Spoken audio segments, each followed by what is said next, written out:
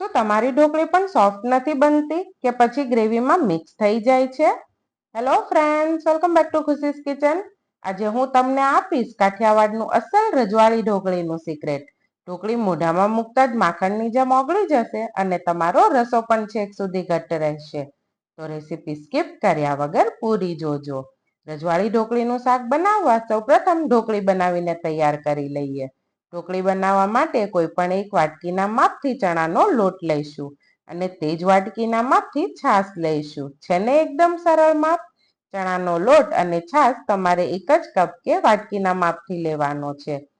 ત્યારબાદ એક બાઉલમાં એક વાટકી ચણાનો લોટ, સ્વાદ અનુસાર મીઠું, ચપટી હિંગ, અડધી ચમચી હળદર, એક ચમચી મરચાંની પેસ્ટ, એક ચમચી આદુની પેસ્ટ એડ કરી બધી જ સામગ્રીને મિક્સ કરી લઈશું. ત્યારબાદ એક વાટકી છાશ ઉમેરી લમ્સ ના રહે તેવી રીતે સ્મૂથ બેટર તૈયાર કરી લઈશું. હવે એક નાની ડીશને તેલથી ગ્રીસ કરી તેમાં બેટરને એડ કરી દઈશું. અહીંયા મેં સ્ટીમરમાં અગાઉથી જ પાણીને ગરમ કરવા મૂકી દીધું હતું. હવે સ્ટીમરમાં ઢોકળીના બેટરવાળી ડીશ મૂકી 10 મિનિટ માટે સ્ટીમ કરી લઈશું. 10 મિનિટ બાદ તમે જોઈ શકો છો ઢોકળી પરફેક્ટ રીતે સ્ટીમ થઈ ગઈ છે. ઢોકળીને છરી વડે ચેક કરતા તે ક્લિયર બહાર આવે છે. ઢોકળી ઠંડી થાય ત્યારબાદ જ અને ગ્રેવી ઉકળી જાય ત્યારબાદ જ ઢોકળીને ગ્રેવીમાં એડ કરવી.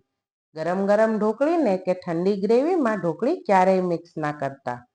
હવે તેને ઠંડી થવા મૂકી દઈએ. ઢોકળી ઠંડી થઈ જાય એટલે તેને સ્ક્વેર શેપમાં કટ કરી લઈશું અને ડીશમાંથી અનમોલ્ડ કરી લઈશું.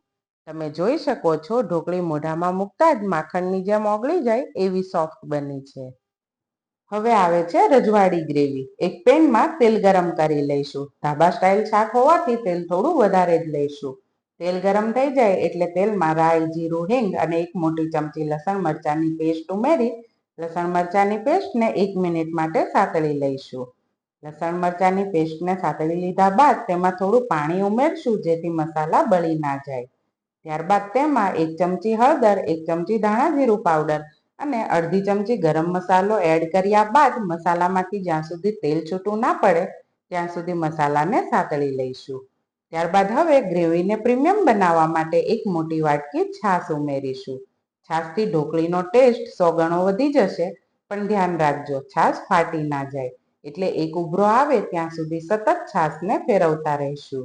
સૂકા મસાલા સાથે મીઠું ઉમેરવાનું રહી ગયું હતું, તો અહીં સ્વાદ અનુસાર મીઠું ઉમેર્યા બાદ બીજી એક મોટી વાત, ઠંડી ગ્રેવીમાં ઢોકળી ક્યારેય ના ઉમેરતા. ગ્રેવી ઉકળી જાય પછી ઢોકળી ઉમેરો. હવે ગ્રેવી સાથે ઢોકળીને ઢાંકીને 5 થી 7 મિનિટ માટે કૂક થવા દઈશું.